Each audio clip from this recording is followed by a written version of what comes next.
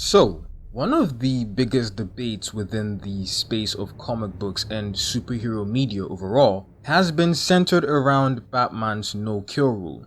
Everyone fairly has their opinions, including me, but I wanted to present a different perspective that I don't think has really been touched on, but I think could be even more interesting.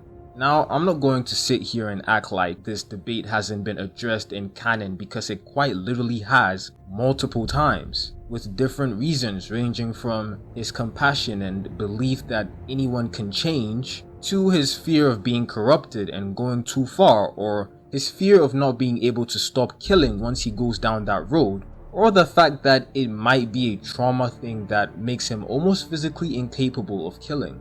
I think all these are very interesting perspectives, and I believe each of them has some truth to the character. However, another reason that I've seen a lot of fans and even writers give is the fact that Batman doesn't kill his rogues because if he kills, then he becomes just like them. He becomes the very thing he's fighting against. And so it's meant to separate him from his rogues. And while I do think there's truth to that reasoning from an external or extrinsic perspective, I'm not the biggest fan of it being Bruce's reason for not killing, because I think in a lot of ways it feels somewhat judgmental.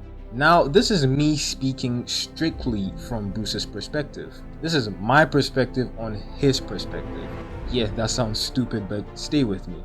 I don't think Bruce Wayne thinks he's a good person. I don't think he credits the hero he is to himself and the choices he made. In a lot of ways, I think Bruce has a humble perspective on life. See, Bruce had a tragic thing happen to him and it drove him insane to an extent. But he had people to ground him, to stop him from going too far into the darkness. I think Bruce credits the hero he is to the people he had during his hardest times, rather than the ultimate choice he made to be a hero. And I think that informs his ideology and why he chooses not to kill. Because Bruce sees himself in every villain, in every single one of his rogues, he sees himself, someone who suffered a tragedy that drove them insane. But there's a difference. The difference is that his rogues didn't have an Alfred or a Dick Grayson or a Tim Drake to pull them out of the darkness when they went too far, and that's why they ended up the way that they did. I think Bruce feels he could have easily ended up that way if it wasn't for those people in his life. So what possible justification could he have to decide that they don't deserve to live and that they're simply bad people when he's possibly one himself? I know it sounds complicated and maybe I'm reaching hard, but I truly believe that Bruce's refusal to kill is the result of how he sees himself. Look, I'm not the most well-versed Batman guy. I can't claim to have the deepest knowledge of the character's lore or, more importantly, his psyche. But this perspective truly fascinated me in a way that I think is worth considering.